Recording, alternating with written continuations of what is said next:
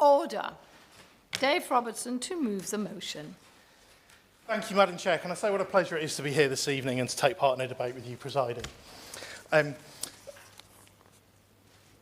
beg to move that this House has considered E-petition. Somebody help me out with the number, please. 727514. 727541. Thank you. Apologies about that.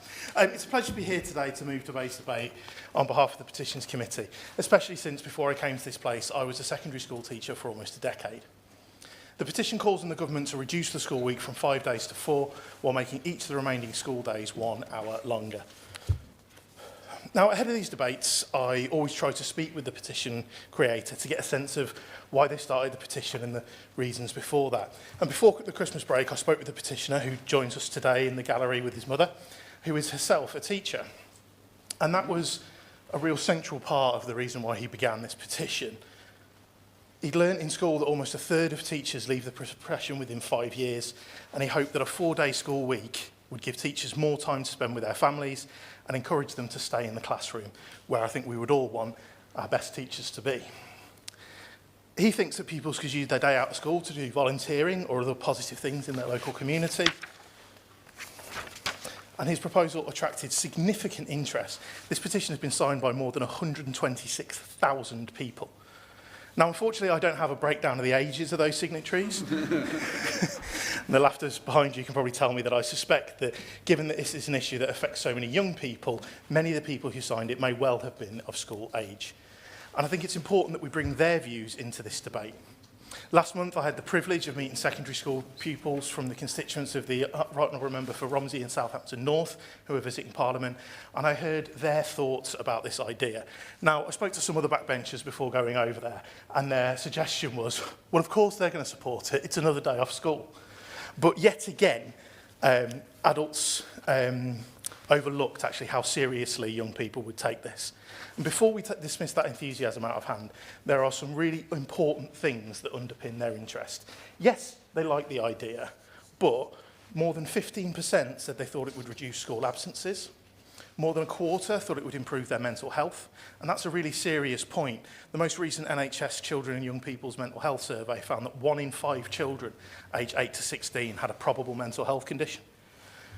We know that mental health conditions concern among young people have risen since the COVID-19 pandemic, when many were so isolated. And factors like climate change, extremism in politics and the cost of housing leave many young people pessimistic about the future. But actually, those people I spoke to had some serious questions about the proposal too, and went straight for the logistics of how this would work. There were 3 big worries that came through.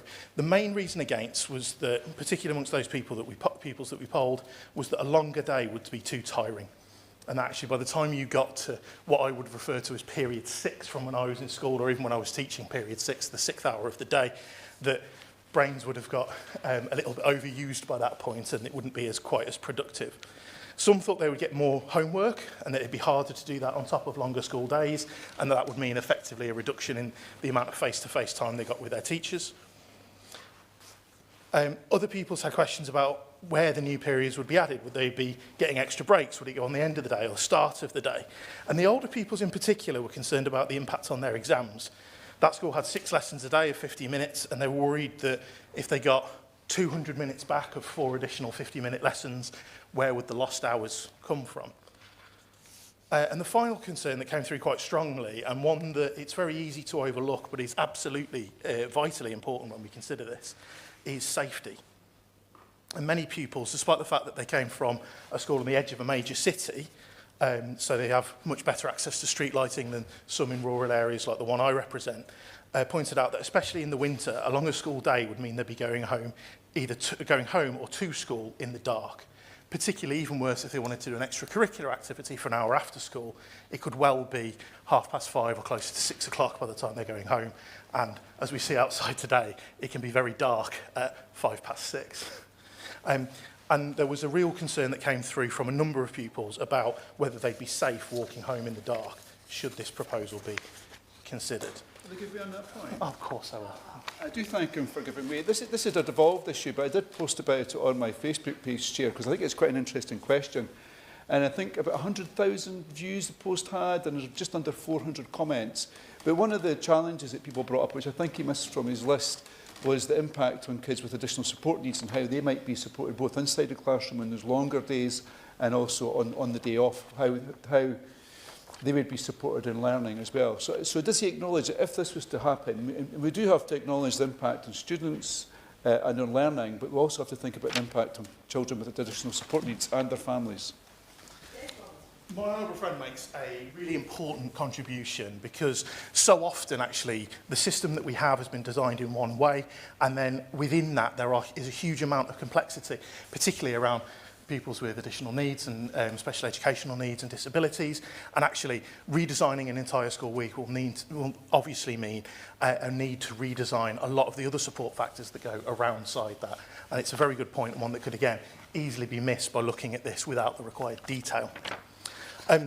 My honourable friend also shames me with some of his social media engagement. I shall be having a drink with him later on to ask how he's getting on with that.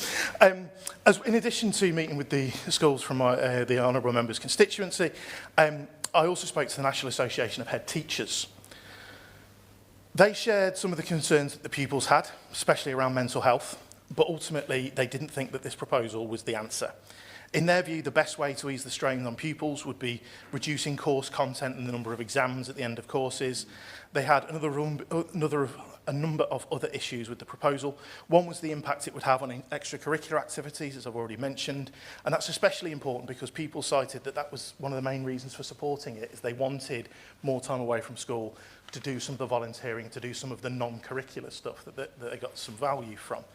The NAHT worried that if the school day ran later, it could mean fewer clubs for sports, for music and similar things at the end of the day, and ultimately a less rich offer for pupils. And actually, there's a wealth of educational evidence showing that access to extracurricular activities is one of the things that help close attainment gaps right across the country. They also worried that if the school day started earlier, it would have a bad impact on secondary pupils because studies have shown that teenagers' sleep patterns mean they're best prepared to learn when they have slightly later starts, not earlier ones. Overall, like the pupils who opposed the petition, they were concerned that longer school day would be too tiring, especially for primary school pupils, who really do need those breaks and shorter spells of concentration to be able to learn at their best. And importantly, the NAHT recognised the impact on parents. If you work 5 days a week and suddenly you need to provide childcare on one of those days, that's a huge challenge. Now, I am a former teacher, and one of the things that always used to wind me up when I was in the classroom was hearing debates like this where people would say, but what about childcare? And I used to lose my mind because teachers do so much more than childcare. But it is also a fact that if the kids are in school, their childcare is taken care of, and taking kids out of school for 1 day a week leaves a huge void to be filled. We already know that access to childcare is one of the major issues that affects young families. This would exacerbate that rather than solve it. The NAHT, however, did agree with the petitioner that there was a serious problem of teacher retention, as do I. Britain has the youngest teaching workforce in the OECD. Not only are teachers leaving the profession, but many are unwilling to take on leadership roles because the work is just so heavy, especially in primary schools. They favour a 4-day teaching week, so still 5 days of classes, but a day a week of teachers when they could focus on lesson prep and administration, what we used to call PPA at that time back in my day, and just make the job more sustainable. Finally, before I conclude, there is one item that I'd like to bring in from my own personal experience as a classroom teacher for almost a decade. I had the great privilege of working at the largest school in the country. We were 15 form entries, so we had 15 classes in each year group. We had 2,500 kids on site every day, over 300 staff. I was the school's principal union rep during my time there as well. And in 2015, we trialled something very similar to this. As a way to try and push attainment up to make sure that every kid who could just get over that grade got over that grade. We cancelled all staff meetings, we cancelled all staff time that was with other staff and went everything for contact. We put on a period 6, we put on an additional hour at the end of every single school day. All of my members said, you know what, if this is for the good of the kids and the good of the school, let's try it, let's give it a go, let's see what happens with it. And we all went for it, and it was such hard work to put on valuable sessions for that 6th hour of the day. And when we came to do the analysis in September, we couldn't find that it made any difference, positive or negative. And what we found from doing that is that having to move all of this stuff around, the additional workload that came with it, and the fact that the reason that the school day is 6 hours long and has been 6 hours for so long is because that's what brains are designed to learn in. And adding that 6th hour had almost no, or certainly no, measurable impact on pupil outcomes through that year. And we did have a big enough sample size to give at least some cadence to the conclusion there. So to conclude, I've just gone over time, I apologise. It's really clear from the written response to this petition that the government doesn't support the proposal, and there are very clear reasons for this. But I'd really be interested to hear the Minister's views on some of the themes that underpin this petition, because it's also very clear that the petition has reasons for being started that relate to children's mental health, opportunities for hobbies and volunteering, and the retention of experienced teachers to give our children the very best start that they can. I'd like to move. The question is that this House has considered E-petition 727514 relating to the length of the school week. Dr. Becky Cooper. Thank you, Madam Chair. It's a pleasure to speak in this debate this evening. I am here, I have to declare an interest. My children asked me to come and speak on this debate. I think one of them did actually sign the petition. I'm not sure what the actual age limit is, but I think he did sign the petition. He's very interested in this debate. I'm going to leave the education questions to my honourable friend who has just spoken so eloquently and other people who know so much about education. My background is in health, so I come at this debate from a health point of view, and I absolutely hear and reiterate the issues around mental health conditions for young people, particularly post-pandemic. It is a serious issue, and I know that the schools in Worthing West, my constituency, have some serious concerns around absenteeism and really providing the best support for the pupils that they can. In terms of health issues, I just want to draw some parallels with research that's been done on a 4-day working week, because obviously one of the things that my honourable friend has raised is that if we did go to a 4-day school week, that would obviously have implications for parents who would need to be able to ensure that their children were safe and cared for on the fifth day, sorry. And there has been some good research done on 4-day working weeks, and this is within my remit. And the research did show that there was a significant improvement in mental and physical health for workers of companies that offered the 4-day working week. So the before and after data for this research shows that 39% of employees were less stressed and 71% had reduced levels of burnout at the end of the trial, which is very significant. And if we apply that to, as we've already heard, the enormous amount of teachers who are currently leaving with burnout, that is a serious consideration.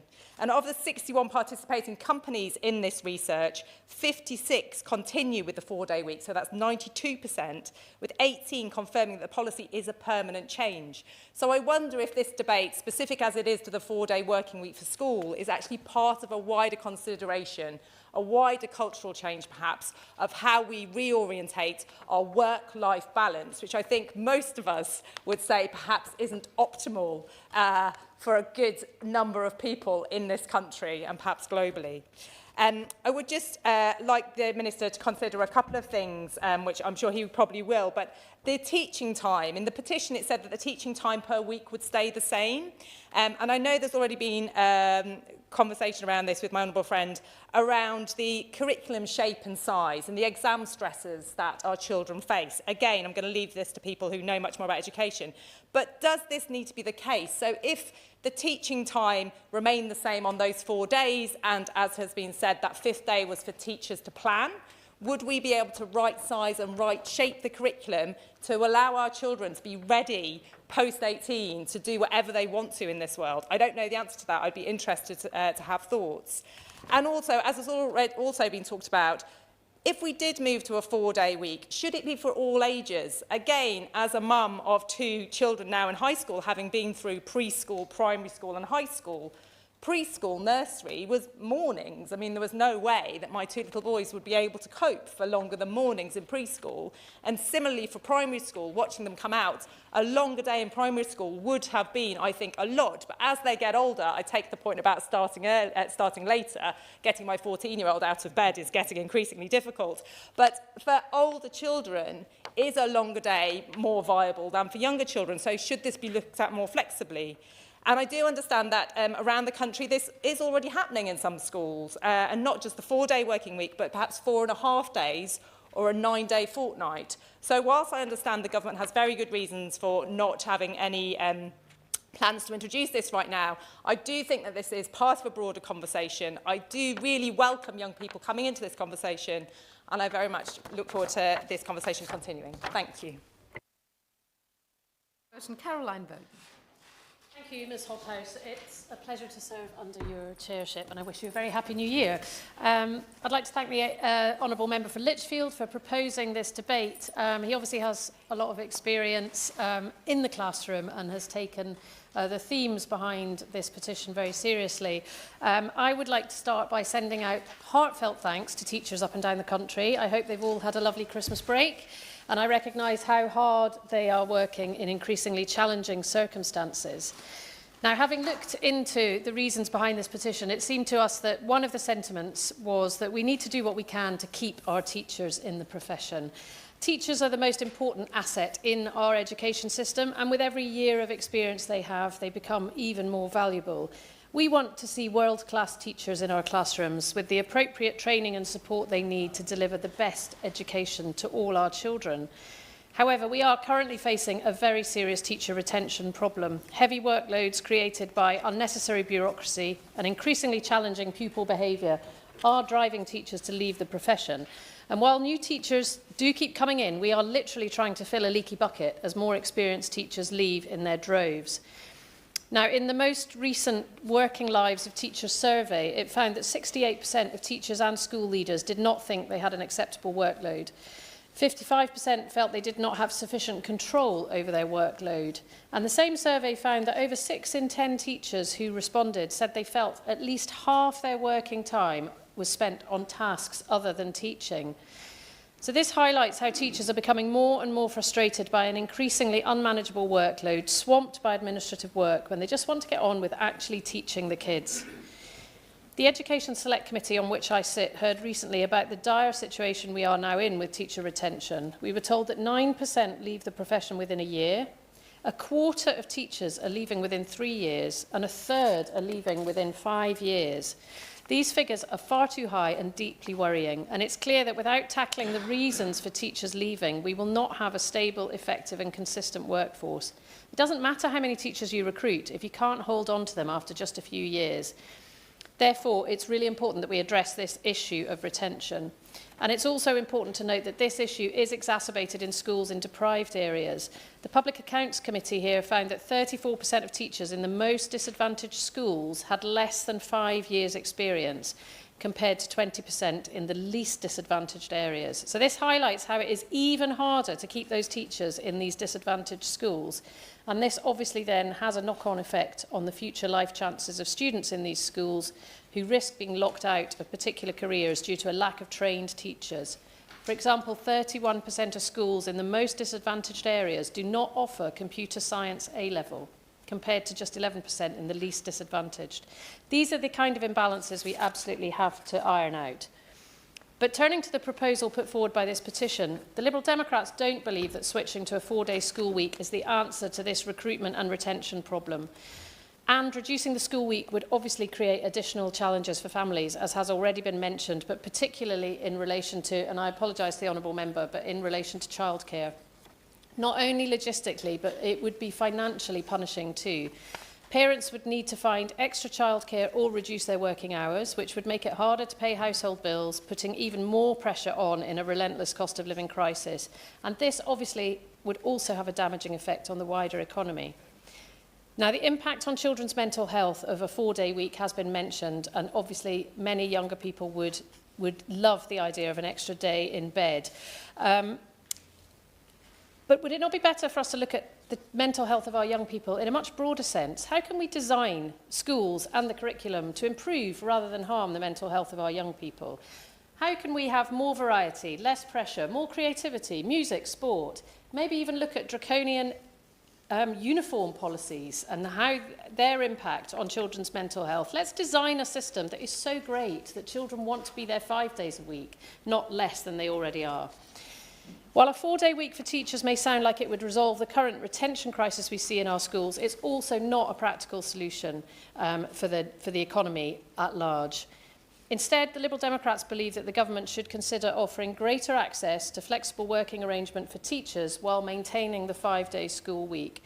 We should follow a balanced approach that seeks to reduce teacher workload and improve retention while ensuring pupils continue to receive a complete and varied education. Giving teachers the support they need in the classroom with enough teaching assistants has to be part of this too. The Public Accounts Committee disappointingly found that the Department for Education does not seem to understand the root causes as to why and where workload is high, despite it being the top reason for teachers leaving. Therefore, we are calling on the government to take a serious look at teachers' working conditions, ensuring they fully understand teacher workload to best address the issue of teacher retention. Furthermore, the only real action from the government on this issue has been to pledge 6,500 additional teachers over the course of this Parliament, but the Public Accounts Committee found that it is unclear how this pledge will be delivered, progress measured, or what achieving it will mean for existing and forecast teacher shortages. The Department for Education could not give the committee a clear explanation of how the pledge was calculated or how it will fill existing gaps with an estimated need for up to 12,500 more teachers in colleges alone by 2028. Considering that the last teacher recruitment and retention strategy was published in 2019 by a failing Conservative government, the Liberal Democrats are calling for a comprehensive teacher workforce strategy to properly address teacher recruitment and retention. This would include reforming the School Teachers Review Body to make it genuinely independent of government and able to recommend fair pay rises for teachers, with those rises fully funded every year. This is with the aim of ensuring that every secondary school child is taught by a specialist teacher in their subject. We would also ensure that teacher training is properly funded so that all trainee posts in school are paid. And finally, we would introduce a clear and properly funded programme of high-quality professional development for all teachers, including training on effective parental engagement.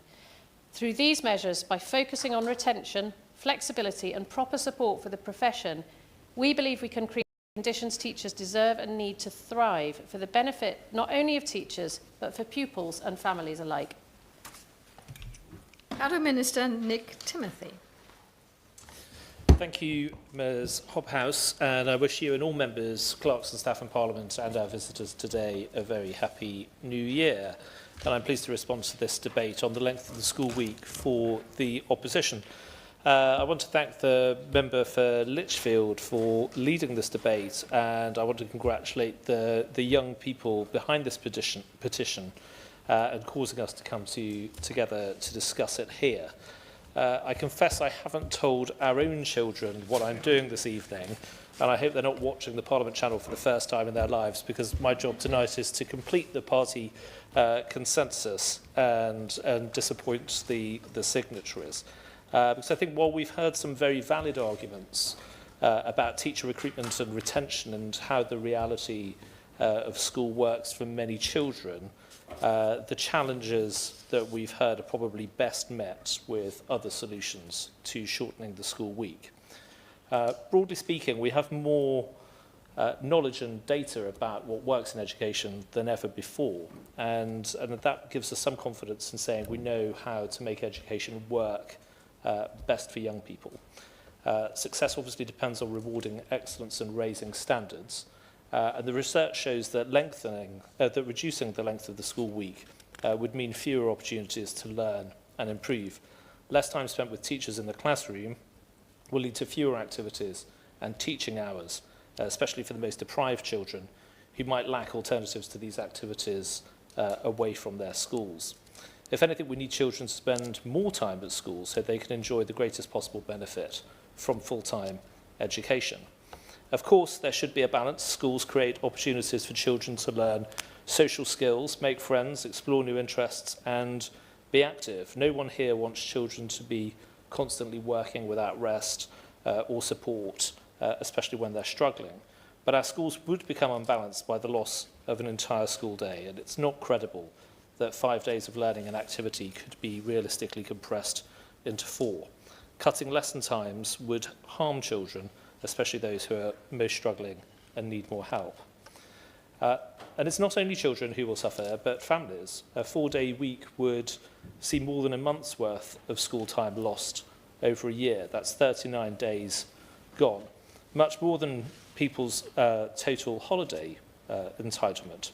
The loss of a whole day would force many working parents to find alternative childcare arrangements at huge personal expense.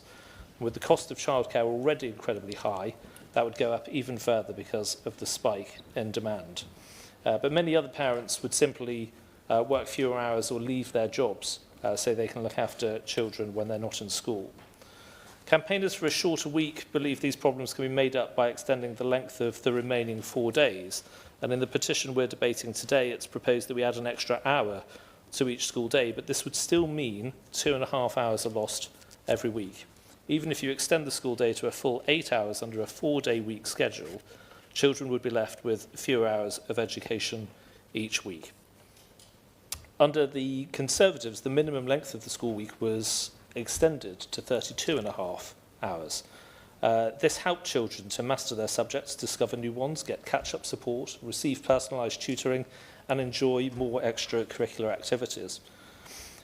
Schools in Wales, which is not run, where education is not run by the Conservatives, have also trialled longer school days. A 4-day week would leave us a global outlier, with English children having less school time than their peers in other developed countries. And we know that more time spent in school leads to better outcomes. The Education Policy Institute has reviewed a series of global studies and found, quote, a more pronounced impact on the academic outcomes of pupils from lower socioeconomic backgrounds. The Education Endowment Foundation has also reviewed studies from multiple countries and concluded that extended school time can deliver an average gain of 3 months additional progress for children. This goes up to 4 months for children in primary schools and 2 months for children in secondary schools. There's significant evidence of this working here in England. The DfE's 2003 to 2010 Extended Services in Schools programme, covering 1,500 schools, featured longer school days as part of its pilot scheme.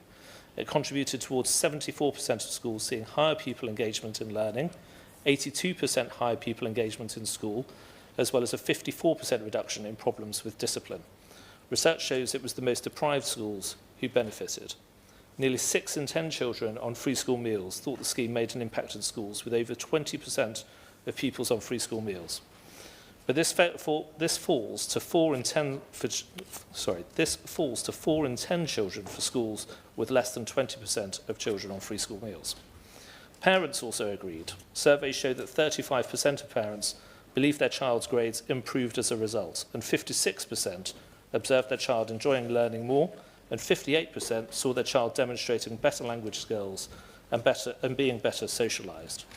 Longer school days are an important part of delivering more and better enrichment.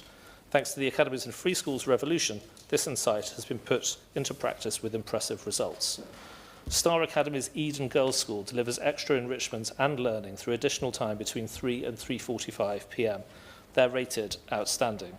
Teachers play their part in this extra time, but the school has innovated by working with charities and community groups to give extra activities to its pupils. This means teachers are enablers and not just overburdened. Extended school days have been introduced at St Martin's Academy from 8:30 to 4 p.m. alongside full wraparound care to help parents. They were rated outstanding last year. All Saints Catholic College, another outstanding school, piloted 2 non-compulsory extended school days for year 7 and 8 pupils. The summer term pilot saw a 12% drop in missed homework sanctions and a 16% increase in good behaviour.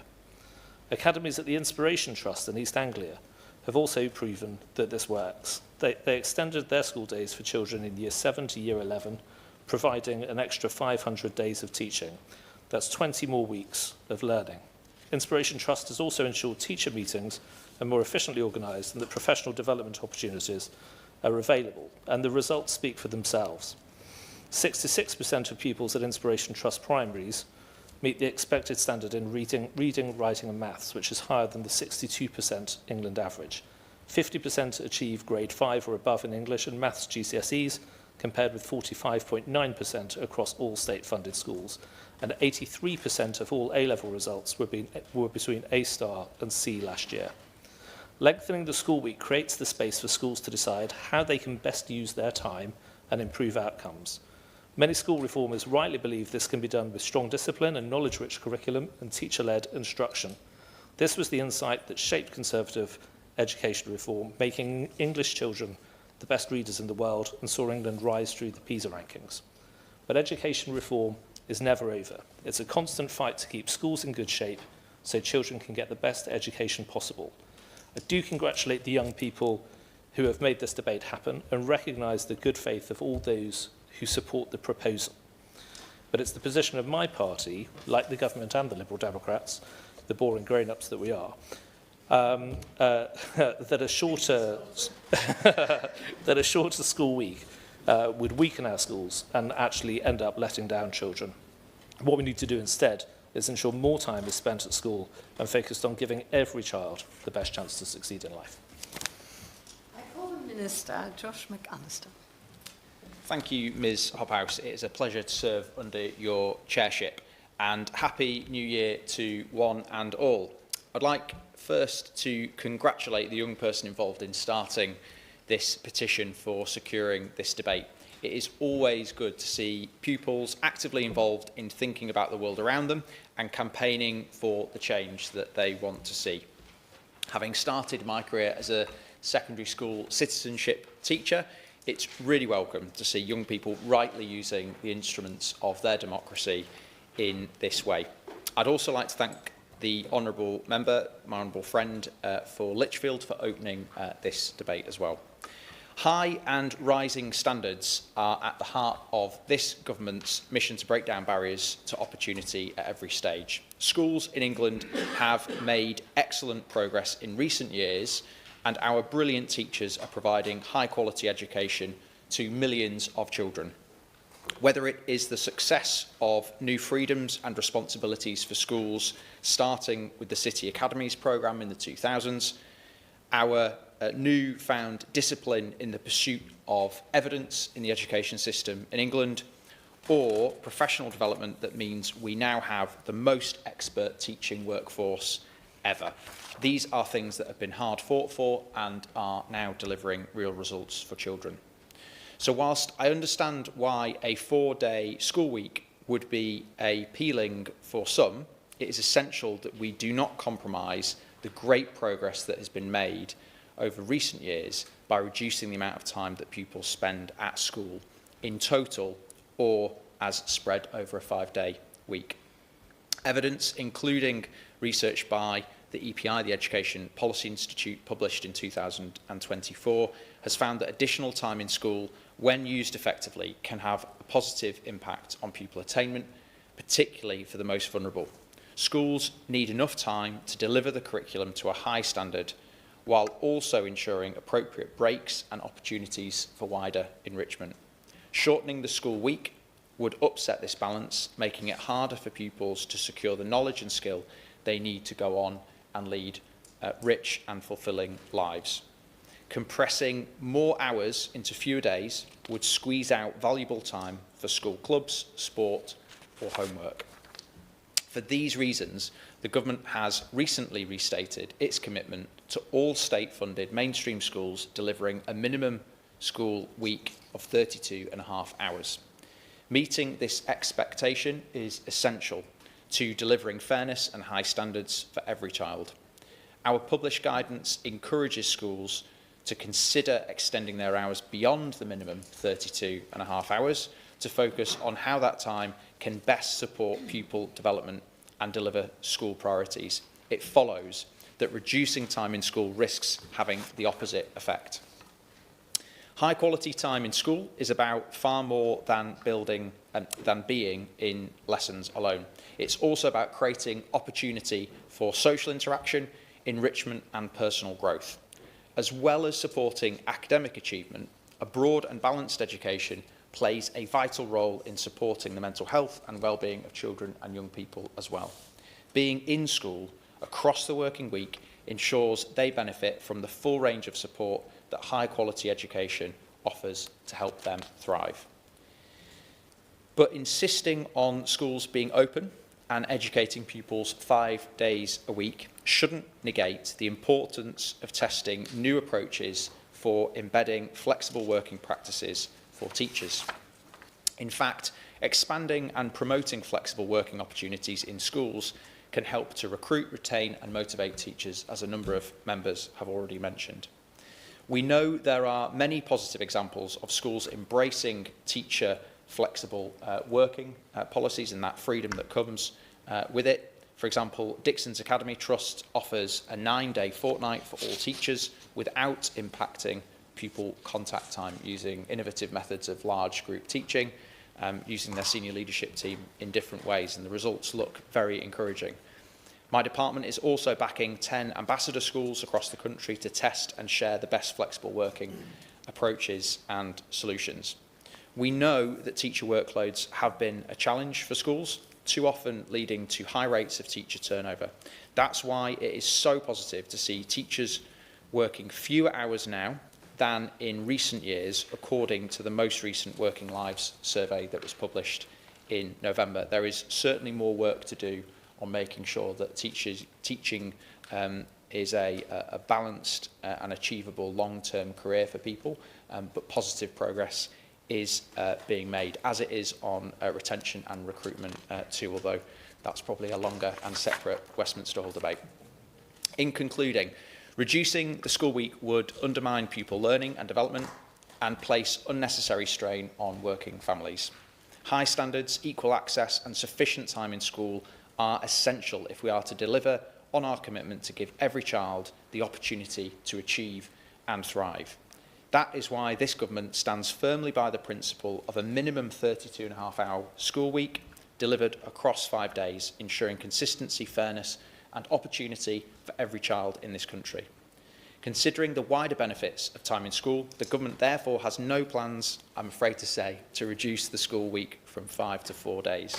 But I would like to thank all petitioners for engaging in this process so fully, and to colleagues from across the House for contributing to this debate. Dave Robertson to wind up. Thank you, Ms Hobhouse. I think I need to start by, again, thanking the petitioners and thanking the petition creator for making sure that we're here and able to discuss this today, but also to thank all those who contributed in the debate, my honourable friend for Edinburgh South West and his support for pupils with additional educational needs, my honourable friend for Worthing West, and her views in terms of the health and wider implications of how this might be able to function and potentially its place within a larger debate. To the Honourable Member for South Devon, I think it's really important that she did raise the real importance of teacher retention. And one of the ways I often try to describe it is with the length of a teaching career, the median length of a teaching career decreasing and decreasing and decreasing for years, if the treadmill is that short, it kind of doesn't matter how fast you shovel people on the start. If they're falling off the back so fast, it's really difficult to keep that. Although I would just caution her that we do have world-class teachers in our classrooms up and down the country. The Honourable Member for West Suffolk showing a rare moment of agreement on policy across all the major parties. Normal service will, I'm sure, be resumed very soon.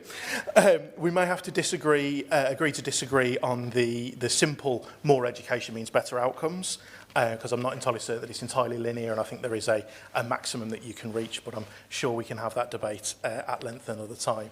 The other thing I would just say there is I'm not sure there's any robust evidence linking school structures and academies and free schools to better outcomes on their own. It is in fact teachers that make excellent education, not school structures.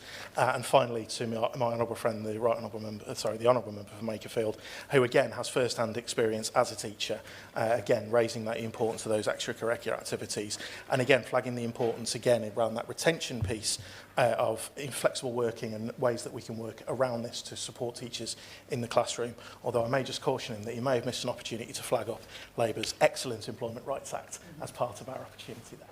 Thank you very much, and thank you again to the petitioners. The question is that this House has considered E-petition 727514 relating to the length of the school week. As many as of that opinion say aye. Aye. Of the contrary, no. I think the ayes have it. The ayes have it. Order. The sitting stands adjourned.